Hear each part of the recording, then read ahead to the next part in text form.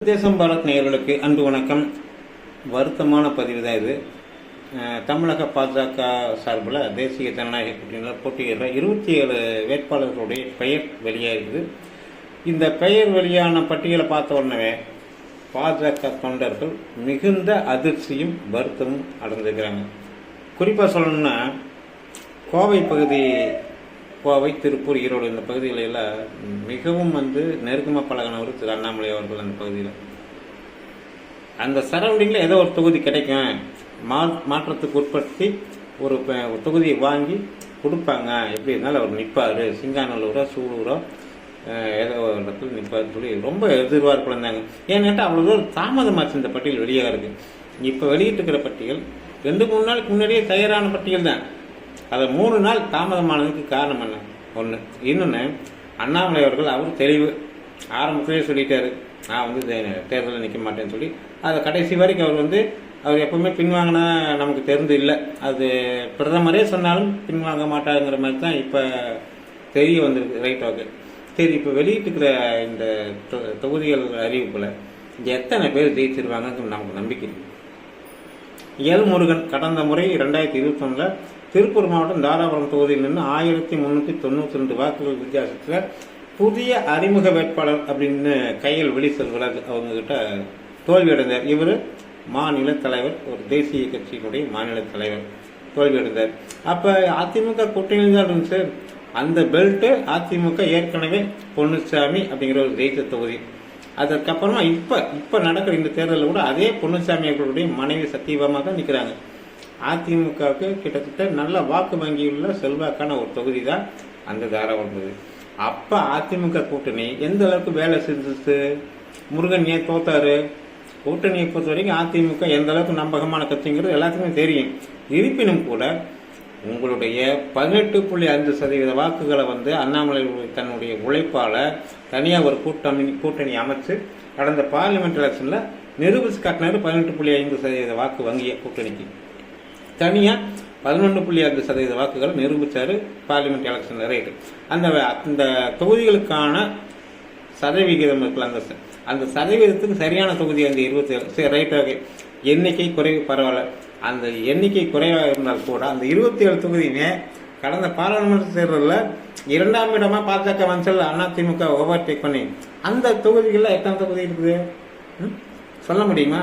கோவையில் கிட்டத்தட்ட எல்லா தொகுதியிலுமே பார்லிமெண்ட் தொகுதியில் 2ஆம் இடம் பிஜேபி, 3ஆம் இடம் அதிமுக.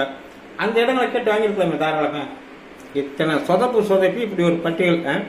நான் என்ன சொல்றேன், ஒரு குடும்பம் நல்லா இருக்குன்னு சொன்னா ஒரு ஆளை பலி கொடுக்கலாம், ஒரு தெரு நல்லா இருக்குன்னு சொன்னா ஒரு குடும்பத்தையே இழக்கலாம், ஒரு ஊர் நல்லா இருக்குன்னு சொன்னா ஒரு தெருவே இழக்கலாம்.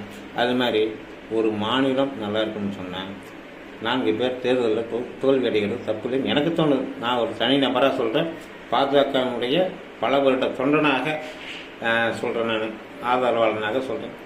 இந்த தேர்தலில் மனசு வெறுத்து போய் நான் சொல்கிற ஒரு விஷயம் என்னென்ன, தமிழிசை போட்டியிட்டு கூடாது. எத்தனை பேர் சென்னையில் வாங்க கிடைச்சது ஒரே ஒரு தொகுதி. அப்படி என்ன ஒரு பதவி மோகம் கூட சொல்ல முடியாது. இது பதவி வெறி.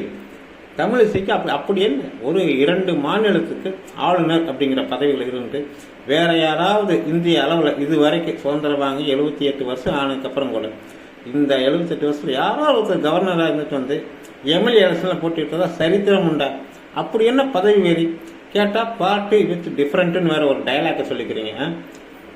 தமிழிசைக்கு வந்துடுறாங்க. Right, okay. இப்படி ஒரு பிரச்சனை உருவாயிருச்சு. எப்படி அண்ணாமலை அவர்கள் இன்னே ஆகணும்னு சொல்லி நிறைய பேர் விரும்புகிறாங்க, பொதுமக்கள் வெகுஜனம் விரும்புது, இளைஞர்கள் விரும்புகிறாங்க, கட்சியில் புதுசாக சேர்ந்தவங்க விரும்புகிறாங்க. Right, okay. அந்த தம்பினிக்கிட்ட மதுரையில் புதுசாக கட்சியில் சேர்ந்த டாக்டர் சரவணனுக்காக பேராசிரியர் சீனிவாசன் விட்டு கொடுத்தாரு.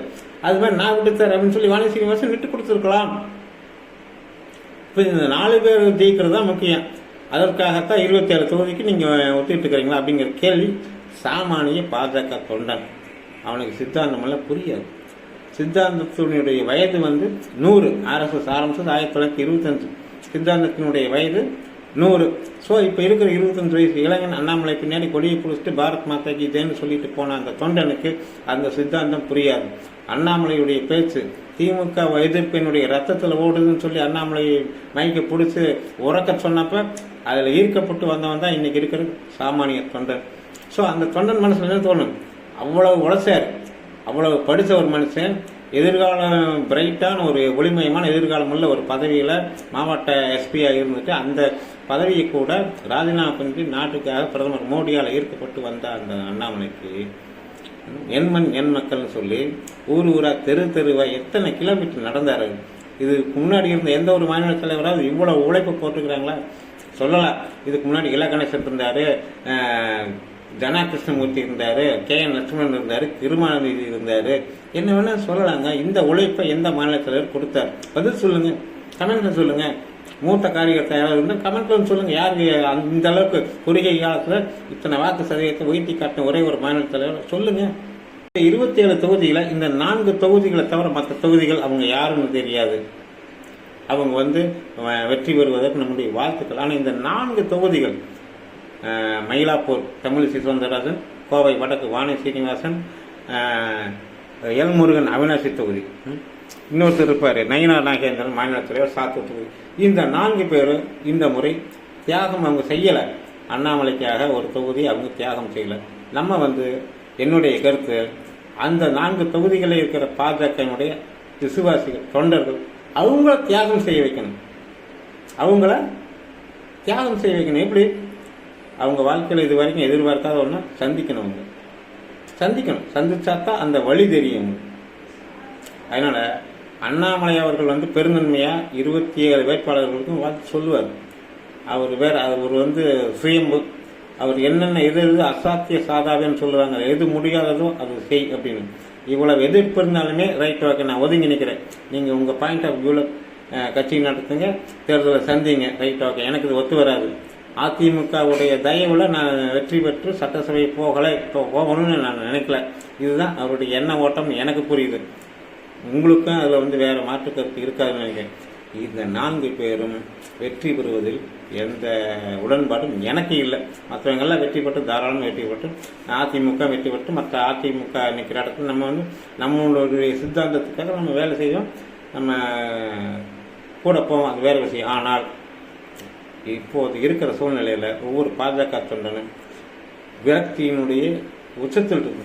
காலரை தூக்கி விட்டு நடந்து போயிட்டு இருந்த அண்ணாமலை மாநில தலைவராக இருந்தப்ப காலரை தூக்கிட்டு திமுக ஆட்சியில் பிஜேபிக்காரனுக்கு பயம் இருக்கும். ஒரு காலத்தில் இல்லை, கேஸை போட்டுருவான், உள்ள வச்சிருவான். அண்ணாமலை இருந்த காலத்தில் 93 பெண்கள் சிறை போனாங்க.